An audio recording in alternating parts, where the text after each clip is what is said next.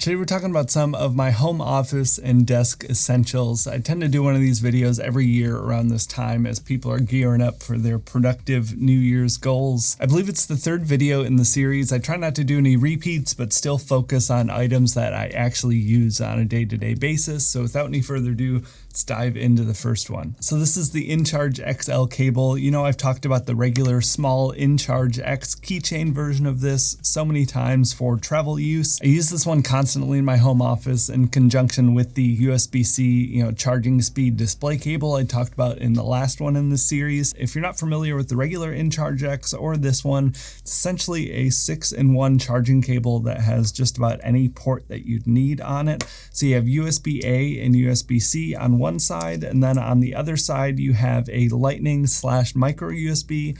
You can flip that open and have another USB-C. So it covers just about any sort of combination that you might need.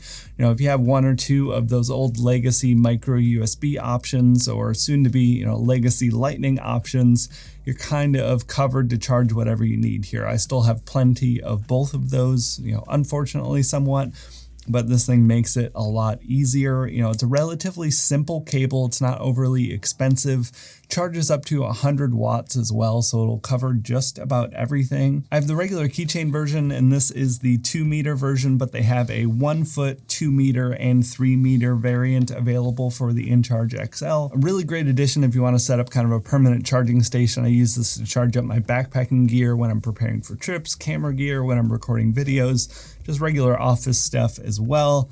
All around really solid, and it's held up well for the past year or two that I've had it. The EDC gear is spilling into the home office gear, but I've been a huge fan of keeping a utility knife around to open boxes and cut tags off things and all of that. As I get nicer pocket knives, I don't want to gunk up the blades with tape and all of that sort of stuff. So keep one of these around, and it's been incredibly useful and helpful. This one is a little bit special, but to be honest, any sort of utility blade will do. What we have here though is the Gerber Prybrid utility. It's a regular utility blade as you'd expect, but you have a little bit of extra functionality on the back side here. So you have a bottle opener, you have a little nail puller and a flathead screwdriver. Back section also doubles as a pry bar. I don't use the multi-tool elements of this all too often because I have other dedicated multi-tools, but it's just nice to have some added functionality. This thing's only $30. I couldn't find any specific info on what this material was, but it has a really great grip to it. I like this, Hunter OD green type of color.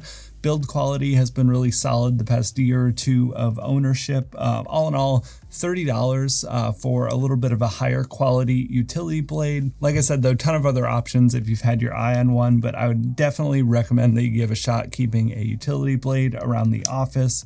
Comes in handy a lot more often than you'd think. Our next item up is one of the newer additions to my setup, and one that I kind of have some mixed feelings on, but I thought it would still be a great addition to talk about here because there are some really compelling points here. This is the Keychron K3 Max. This is an ultra slim profile mechanical keyboard.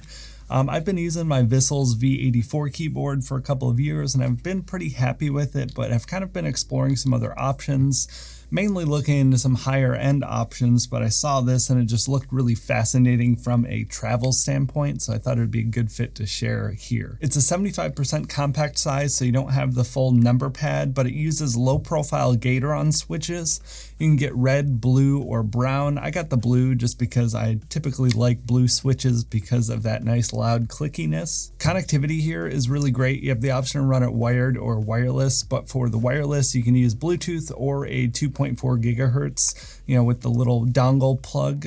So having that variety is really great. Some people have Bluetooth interference, especially if you're traveling. So all in all, build quality is really solid too. The slim profile, it is extremely slim for mechanical.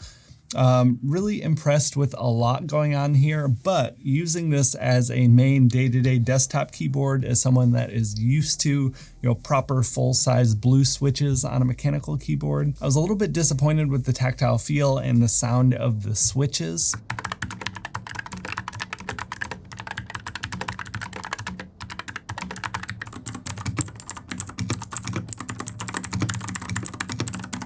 I don't don't know if I could call this like a really suitable alternative for someone that's really into mechanical keyboards at home. Where I do think this would shine though is if you're kind of transitioning from normal membrane keyboards and want to kind of step your way into something like that, or if you're someone that's really in mechanical keyboards and want something that would be really good for travel.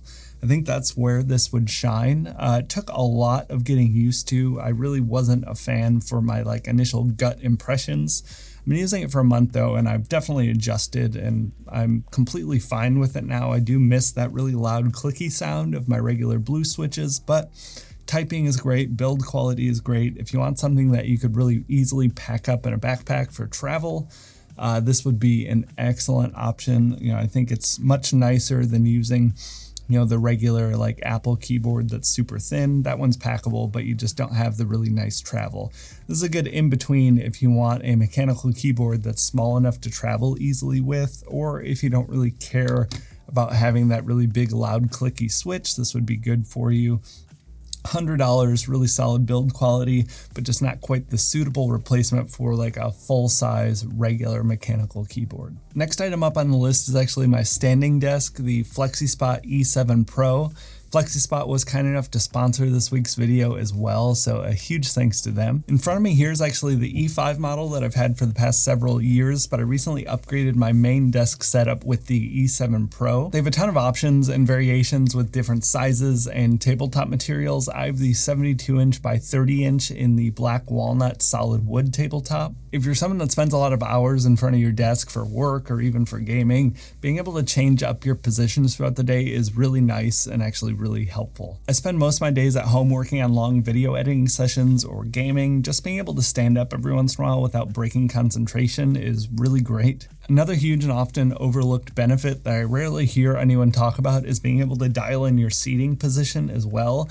For optimal ergonomics, you want to have that 90-degree angle for your arms. I truly have had a great experience with my previous Flexispot desks, but the E7 Pro has been a welcomed upgrade. The motors are super strong and smooth. It supports up to 440 pounds, and there's essentially no wobble even during the adjustment process. You can adjust manually on the fly, but you have 4 total presets. Great to dial in your sitting and standing positions, but also really great if you share the desk with someone that's a different height from you. Total height range is also great. It'll go from 25 inches to about 50 inches, more than enough to handle the shortest or tallest person I can think of. The setup was super easy. The materials and build quality are excellent. Even years later on my E5 desks, the motors and the tabletops are both in excellent shape. If you're interested in picking one up for yourself, Flexispot is running a really great New Year's promotion right now. You can use code YTBNY30 for an extra $30 off the E7 or the E7 Pro models, or use YTBNY50 for an extra $50 off the E7 Plus. Be sure to check them out. Links will be in the description down below. I've been using mine for years and I've been so happy with it. I'm confident that you're going to like it too.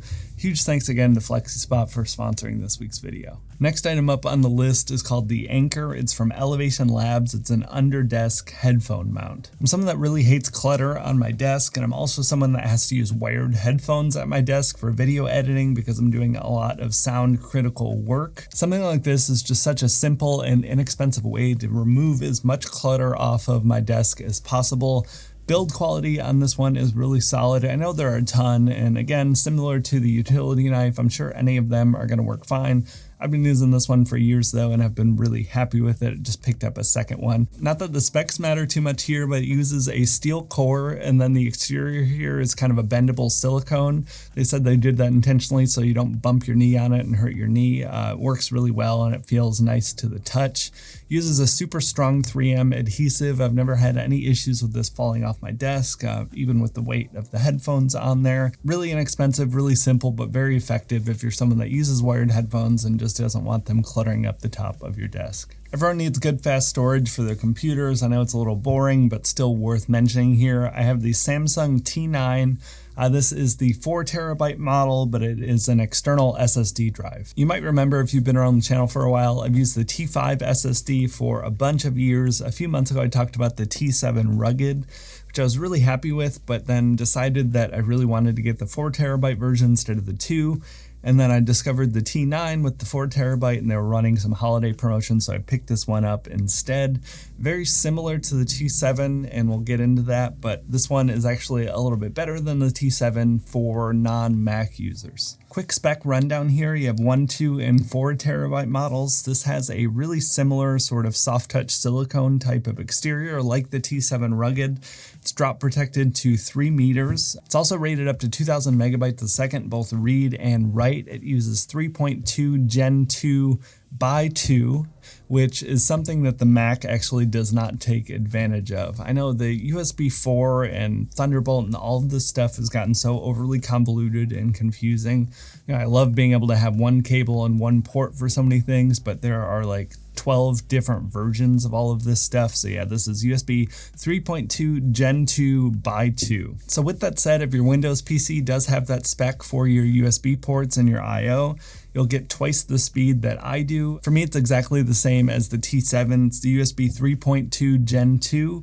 Which in real world use for me with my MacBook is about 900 megabytes a second read and write. It's plenty fast for my use case, but I wanted to make it clear for other MacBook users that you're not going to get the full advertised 2000 megabytes a second that they talk about in all of their marketing materials. Hopefully at some point in the future, Macs will support both Thunderbolt 4 and this newer USB, but we'll have to just wait and see. In the meantime though, 900 megabytes a second is still way faster than my older T5. These external SSDs have never been cheaper. This is a lot less expensive than an equivalent NVMe drive and enclosure from my little bit of research. I could be wrong on that, but I looked into it a bit and this still seemed like the better option financially.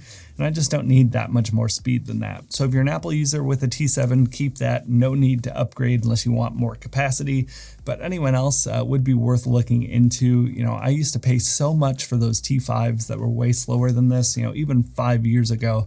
For video editing. Prices have come down so much, such a good value. It's really nice to be able to save money on storage when you're building out your MacBooks as well. It's really great to travel or if you use multiple computers. You know, external SSD is the way to go for a lot of people, I think. Getting back into some EDC gear, this is the Nightcore Tiny 2.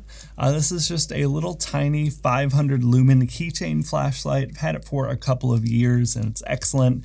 It lives in my little desk tray back behind me at my desk. It's a lot brighter than your phone flashlight. It's inexpensive, it's small. And it's just a lot nicer, especially if you're someone that's into cable management and things like that, you know, being able to get under your desk and see everything a lot more clearly, or, you know, if you're trying to plug something in, it's always really annoying to try and prop up and angle your phone. It's not bright enough. It's a little bit bigger and bulkier to work around if you're trying to set stuff up at your desk or in your office. Something like this is just a simple, cheap, tiny little alternative that I would definitely recommend. It's USB-C rechargeable with the 280 milliamp hour battery. It weighs 18 grams, so less than an ounce. You have a little OLED display on here that'll show you the lumens or the battery, just really handy. Would definitely recommend this or any sort of tiny flashlight to keep around at your desk. Like the utility knife, it's something that just comes in handy a lot more frequently than you'd expect. Speaking of all these little tiny items, like I said, I hate clutter on or around my desk, but there are all of these small little things that I need around that I use constantly. I have this Grove-made desk tray that I've had for several years now and absolutely love it. This is definitely going to be a higher end option. I'm sure there are similar ones on Amazon for a little bit less money, but this one is made in the United States. It's handmade. Really great quality. If you want to see in my last desk tour video, I actually went to Grove-made Studios because they're here in Portland with me. Got to see the shop and watch them make my monitor stand behind me. Super fun and fascinating, but the build quality and just polish and design here is excellent. You have 5052 aluminum on the exterior, and then the interior is a natural cork that's dyed with Japanese sumi ink. They have 3 different sizes available. This is the large one that measures 13 by 8.75 inches.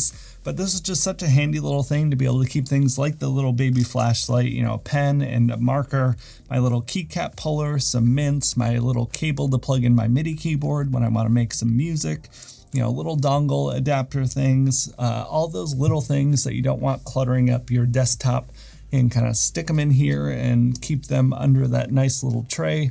They're out of the way, but still really easily accessible. I think it makes a big impact in just my mental state when I have a nice decluttered desktop. Next item up, we've got a Bluetooth speaker. This is the Soundcore Motion 300. This is going to depend a lot on your individual needs. Maybe you just want to use your computer speakers, that's fine. I tend to be up and about a lot, and a lot of times my desk is in a shot or something, so I don't want to be able to be messing around with my Spotify on my computer because it'll be in the background of videos or something. You know, if you work in a workshop or something like that, you know, a Bluetooth speaker might be a little bit of a better option than using computer speakers. I got this thing right when it came out. Anchor actually sponsored a video a while back when it launched, but I have been just completely obsessed with this thing. It is a daily use item in my apartment, both in and out of my office. Super handy. It sounds really great. It's also not very expensive either on the spectrum of Bluetooth speakers that I've tried. It uses stereo speakers, comes in a total of 30 watts. It's IPX7 waterproof rated, so it'll get up to 1 meter at 30 minutes, which is plenty for like splashes and stuff. I actually use this as a shower speaker every night as well. It's held up well, and it constantly is getting wet when I adjust the volume from the shower, and no signs of wear or tear or anything like that. The EQ settings are pretty versatile. You actually have an auto EQ based on the positioning, so if it's sitting upright, or if it's hanging from the loop, or if it's completely flat on its back, it'll adjust the EQ to keep the sound the same. Thought that was a really clever design. You have a 13-hour battery life. It's USB-C rechargeable. This thing gets really loud in my opinion, but if you do want something loud, I think they make a step-up version of this called the X600. A little more of a home base type of piece compared to this being a lot more portable to throw in a backpack or something. Like I said initially, I've done a few of these. I try not to do any kind of repeats, so be sure to go back and watch the older ones if you want some more ideas. Plenty of good ones in there, and if you're still sticking around at this point, you probably entered the contest last week. The contest ended right when this video went live, so I'll be sure to be picking the winner. Check your comments. I'll reply to you there. We can get more information, get the delivery set up. Thank you all so much for all of the comments. It was so nice to hear that so many of you watch and enjoy the channel. Not very many of you comment on my regular videos. Sometimes it feels a bit empty, so it was really reassuring to hear from so many of you. Thank you all so much. I was glad to do the giveaway. Hopefully we can get some more set up soon. In the meantime, though, I will talk to you next week. Thank you all so much for watching.